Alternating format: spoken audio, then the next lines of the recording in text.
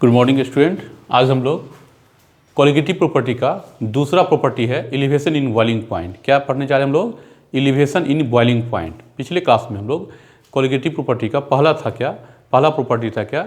Relative lowering in vapour pressure, जो पढ़ चुके हैं, जिसे हिंदी में बोलते हैं वाष्प दाब का अपेक्षिक अवनमन। और आज हम लोग पढ़ने जा रहे हैं क्या?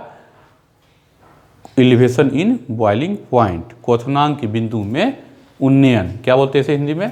क्वथनांक बिंदु में उन्नयन। तो हेडिंग देंगे elevation in boiling point. Elevation in boiling point. तो एलिवेशन इन बॉइलिंग पॉइंट, क्वथनांक बिंदु में उन्नयन मतलब क्या? बॉइलिंग पॉइंट में वृद्धि। ठीक है, तो सबसे पहले बॉइलिंग पॉइंट को हम लोग देखते हैं। What is boiling point? ठीक है, बॉइलिंग पॉइंट क्या है आपसे अगर पूछ दिया जाए बॉइलिंग पॉइंट, इस पर चर्चा हो चुका है पहले भी कि बॉइलिंग पॉइंट क्या है। तो क्या बोलेंगे बॉइलिंग पॉइंट में? इसको पहले फिगर से समझते हैं। जैसे कि कोई लिक्विड है, बॉइलिंग किसका होगा? लिक्विड का ही होगा। तो जब किसी लिक्विड को गर्म किया जाता है और ऊपर से मान लीजिए पिस्टन लगा हुआ है, ढक्कन लगा हुआ है, और इस लिक्विड को क्या कहा जा रहा है? इसको जब गर्म किया जा रहा है तो यहाँ पर क्या होगा? वेपर का संख्या क्या होगा? बढ़ेगा। लिक्विड के वेपर का संख्या बढ़ेगा।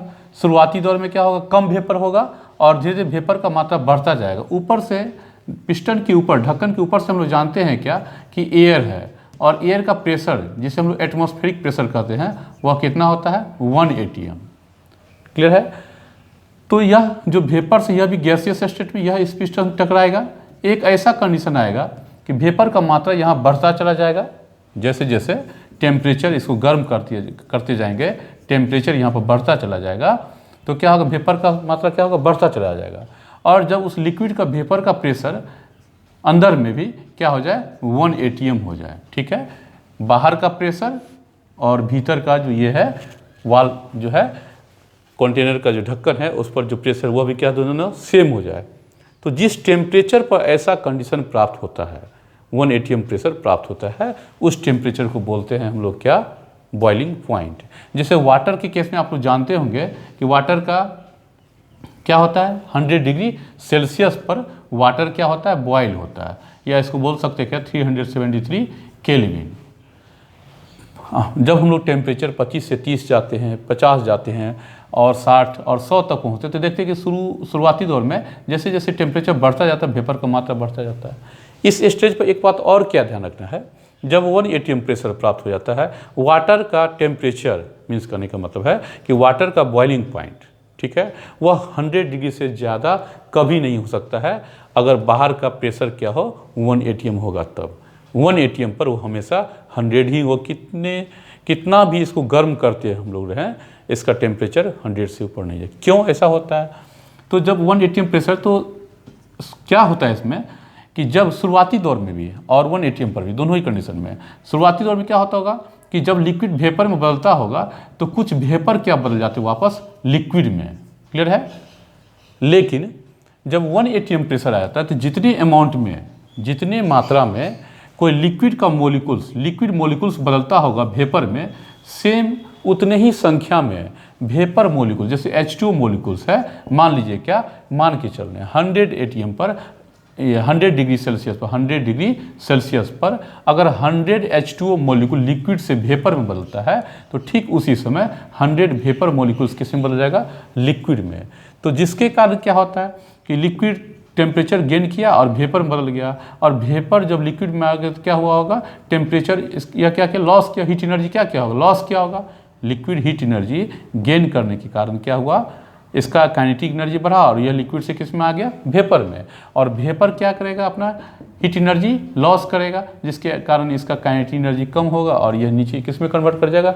लिक्विड में। तो टेम्परेचर नीचे से कितना भी बढ़ाएंगे, हीट करते जाएंगे, तो क्या होगा? वेपर्स तो लिक्विड में कूल होकर के, ठंडा होकर के किस में? लिक्विड में। तो टेम्परेचर जैसे बढ़ रहा है तो उसको ऑब्टेन कौन कर रहा है? जो वेपर्स लिक्विड में कन्वर्ट हुआ था, तो वो उसको मेंटेन रखता है, जिसके कारण 100 डिग्री सेल्सियस से ज़्यादा नहीं हो सकता। यह स्टेट इक्विलिब्रियम स्टेट भी होता है, जिसे हम लोग साम्य अवस्था कहते हैं। यह अवस्था इक्विलिब्रियम स्टेट मतलब साम्य अवस्था भी होता है जहाँ पर दोनों ही दिशाओं में, ठीक है, in both direction, that is क्या, liquid convert into gas and gas convert into liquid जो है यह सेम रेट से होता है, सेम स्पीड से होता है। चलिए आगे बढ़ते हैं हम लोग। ये हो गया boiling point.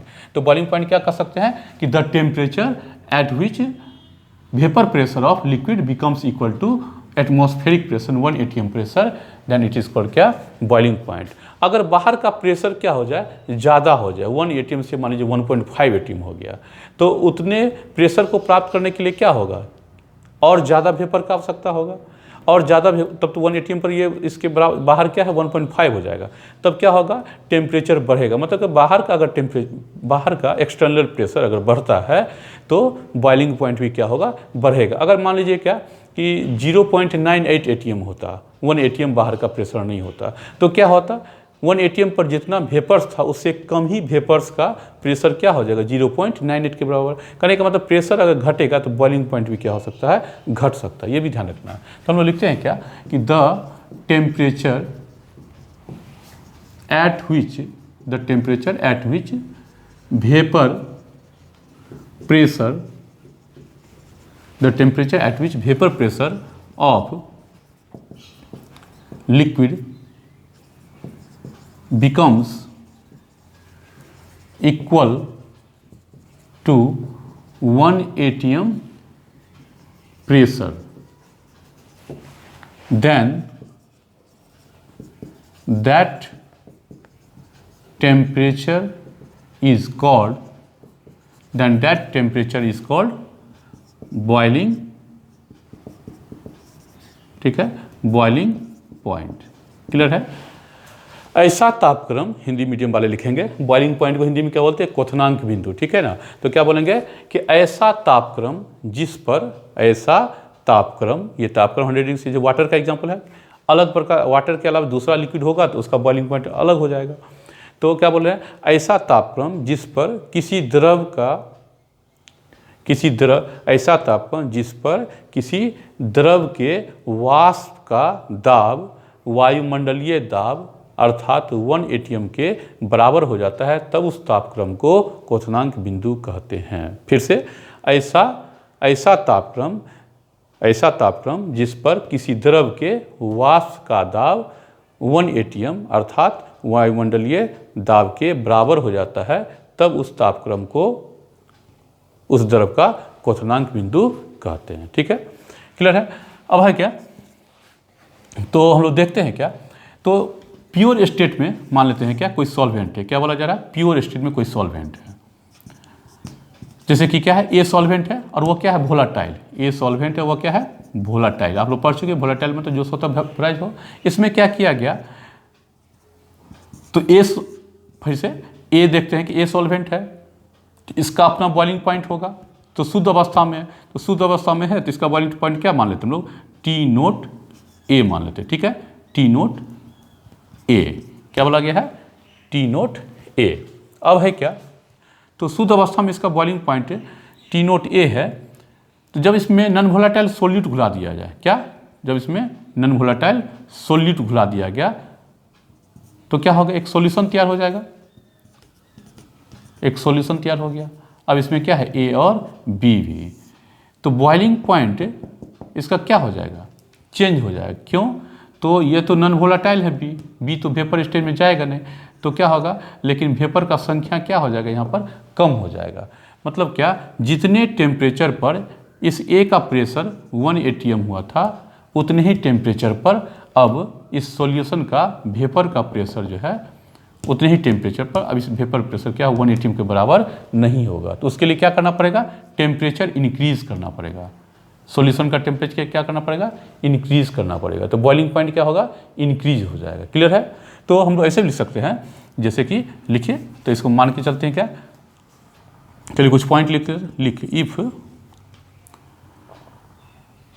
T naught B is small B, B means क्या, बॉइलिंग पॉइंट से रिलेटेड लिया। ठीक है, if T naught B, if है, if T naught B is a boiling point of solvent in pure state, क्या है, in pure state, and TB is a boiling point of solution, and TB is a boiling point of solution, ठीक है। Then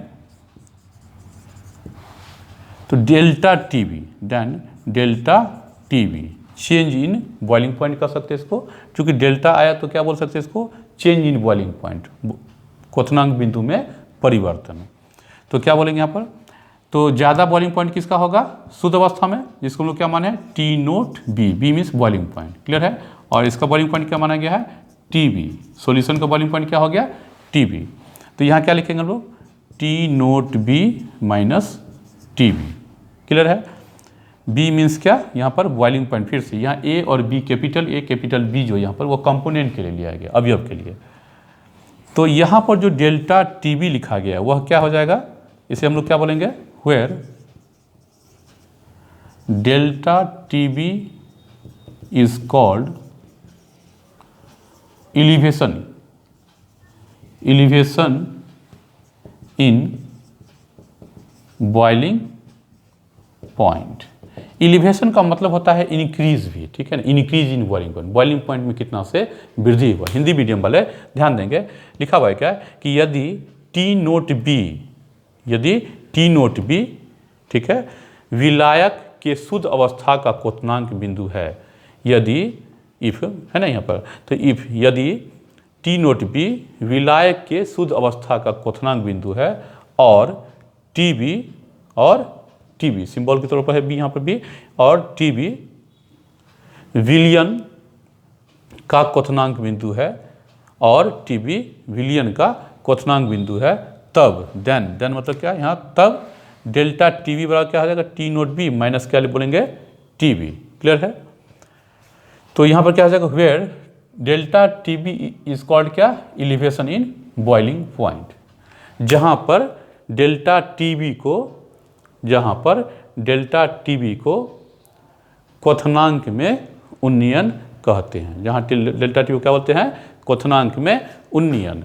देखिए कुछ language और यहाँ पर हम लोग लिख सकते हैं, जैसे कि अभी बोला गया था क्या कि जब शुद्ध विलायक में, ठीक है, अवाष्यशील विलय B घुलाया जाता है, तब विलयन का वाष्प दाब शुद्ध अवस्था के, फिर से ध्यान से सुनेंगे, कि जब विलायक के शुद्ध अवस्था में B विलय घुलाया जाता है, तब जो विलयन प्राप्त होता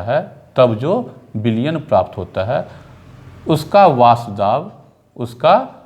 दाब विलायक के शुद्ध अवस्था के वाष्प दाब से क्या होगा, कम होगा, विलायक के शुद्ध अवस्था के वाष्प दाब से क्या होगा, कम होगा, क्लियर है। तब उतने ही वाष्प दाब मतलब क्या, 1 atm प्रेशर, तब 1 atm प्रेशर, 1 atm दाब को प्राप्त करने के लिए विलयन के तापक्रम में क्या होगा, वृद्धि होगा, अर्थात विलयन के क्वथनांक बिंदु में क्या होगा, वृद्धि होगा, ठीक है। ये भाषा हम लोग लिख सकते थे, इसको ऐसे ही बोल सकते अंग्रेजी में कि when non volatile solute dissolve in, ठीक है, इसके ऊपर आप पॉइंट के रूप में ध्यान रखेंगे। अगर मान लीजिए क्या कि लैंग्वेज अगर दिक्कत होगा, चलिए हम लिख ही देते हैं, वो भी ध्यान रखेंगे, अंग्रेजी मीडियम वाले बाय द वे हो सकता है ये जो पॉइंट लिखा गया है ये सब ठीक है। इसके जस्ट ऊपर में कुछ लैंग्वेज ऐसे लिख सकते हैं क्या, if non volatile solute be dissolve in volatile solvent A, then vapor pressure of solution decreases, ठीक है, decreases, then ठीक है, यहाँ से आगे लिखते हैं decreases, then for obtaining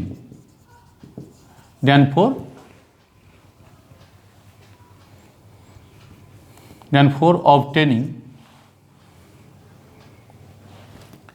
1 atm pressure, ठीक है, of solution boiling point increases।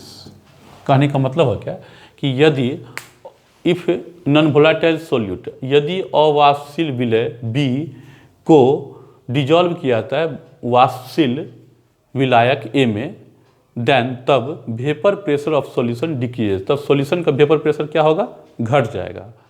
Then तब फॉर ऑब्टेनिंग 1 atm प्रेशर, फिर तब क्या होगा, तब 1 atm प्रेशर को, इस विलयन के 1 atm प्रेशर को प्राप्त करने के लिए क्या करना पड़ेगा, प्रेशर बॉइलिंग पॉइंट क्या करना पड़ेगा, इंक्रीज करना पड़ेगा। बॉइलिंग पॉइंट क्या हो जाएगा, इंक्रीज करना पड़ेगा।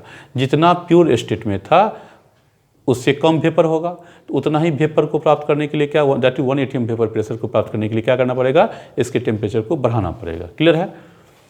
तो ये पॉइंट इससे पहले कुछ लैंग्वेज के तौर पर यूज़ कर सकते हैं। क्लियर है? और उसके बाद फिर यहाँ तक ठीक है। तो अब हम लोग बोल सकते हैं कि delta T B equal to क्या आ जाएगा, T naught B minus T B, where delta T B क्या है, एलिवेशन इन बॉइलिंग पॉइंट। यही कोलिगेटिव प्रॉपर्टी है क्वथनांक बिंदु में उन्नयन। अब यहाँ से हम लोग जानते हैं क्या from experiment,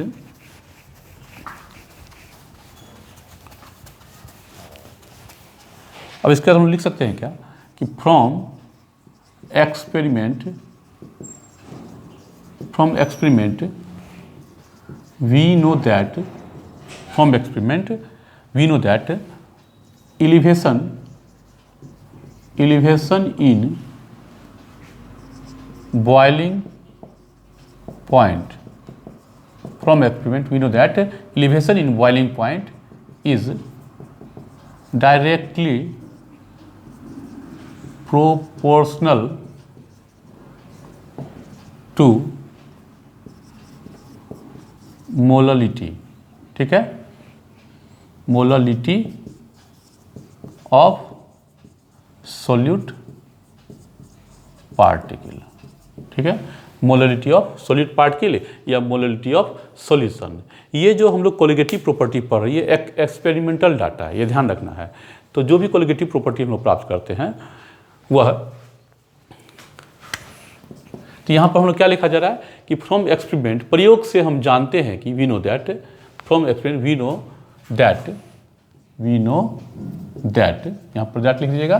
from experiment we know that elevation in boiling point, क्वथनांक बिंदु में उन्नयन मोललता के समानुपाती होता है, directly proportional to molality.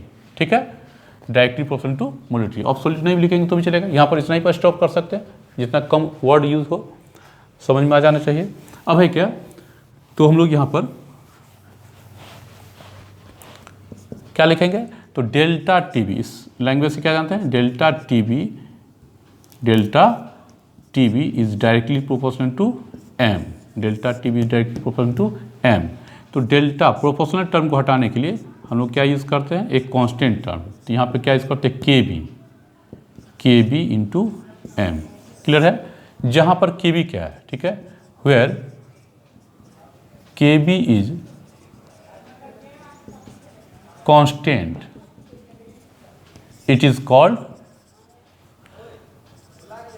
एबिलियोस्कोपिक constant. ठीक है, या फिर मोलल एलिवेशन कांस्टेंट, क्या कहा जा रहा है। तो जहाँ पर ये जो कांस्टेंट टर्म लिया गया है, इसे एक नाम दिया गया है क्या, एबिलियोस्कोपिक कांस्टेंट या फिर मोलल एलिवेशन कांस्टेंट। क्लियर है? अब यहाँ से हम लोग आगे कैलकुलेट कर सकते हैं क्या, मोलर मास ऑफ क्या, सोल्यूट। क्या कैलकुलेट कर सकते हैं, molar mass of solute with the help of elevation in boiling point. तो एक क्वेश्चन बना देते हैं क्या, calculate molar mass of solute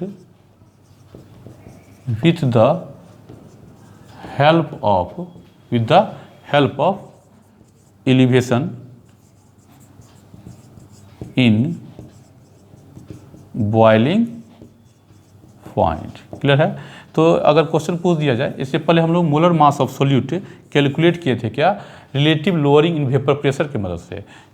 अभी हम लोग देख रहे हैं क्या, मोलर मास कैलकुलेट करना किसके मदद से, elevation in boiling point. Hindi medium वाले लिखेंगे जहाँ पर केवी क्या है, स्थिरांक है, इसे इबिलियोस्कोपिक स्थिरांक कहते हैं, इसे इबिलियोस्कोपिक स्थिरांक कहते हैं, या फिर मोलल एलिवेशन स्थिरांक कहते हैं। ठीक है, या फिर मोलल उन्नयन स्थिरांक। क्या बोलेंगे, मोलल उन्नयन स्थिरांक। मोललिटी को हिंदी में मोललता भी कहते हैं, हिंदी मीडियम वाले ध्यान रखेंगे। मोलरिटी को बोलते थे मोलरता और मोललिटी को मोललता। तो वही मोललता है यहाँ पर, जिसे स्मॉल m से सूचित किया जाता है। अब है क्या, तो calculate molar mass of solid with the help of elevation in boiling point. तो देखते हैं कैसे कैलकुलेट किया जा सकता है।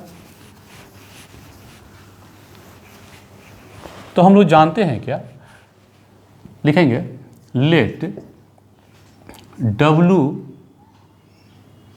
ठीक है, लेट WA ऐसे लिखते हैं, लेट मास ऑफ सोल्यूट, क्या, लेट मास ऑफ, माना कि मास ऑफ सोल्यूट कितना है, WB ग्राम। क्लियर है। Molar mass of solute MB ग्राम, क्या, MB ग्राम, यही निकालना मोलर मास ऑफ सोल्यूट। और मास ऑफ सॉल्वेंट क्या मान लिया गया है, WA ग्राम। क्लियर है, इतना हम लोग मान लिए। अब हम लोग के पास क्या एक फॉर्मूला है, delta TB equal to KB into M। तो इस फॉर्मूला को delta TB equal to KB into M, मोललता M, मोललिटी बराबर, आप लोग जानते होंगे क्या, कि number of mole of solute, क्या बोलते हैं, number of mole of solute by क्या बोलते हैं, mass of solvent in kg। ये फॉर्मूला आप लोग पहले पढ़े होंगे। तो इसी वैल्यू को यहाँ अगर पुट कर दिया जाए M के स्थान पर, तो डेल्टा TB बराबर क्या हो जाएगा, फिर से KB into number of mole of solute bye mass of solvent in kg। ध्यान रखना है क्या, सॉल्वेंट का मास हमेशा kg में लिया जाएगा। जब हम लोग मोललिटी का उपयोग करते हैं तो सॉल्वेंट का मास किस में लेते हैं, kg में। और क्या होता है कि number of mole of solute, solute का जो मास होता है जिसे हम लोग n से डिनोट करते हैं, इसे हम लोग किससे डिनोट करते हैं, स्मॉल n से।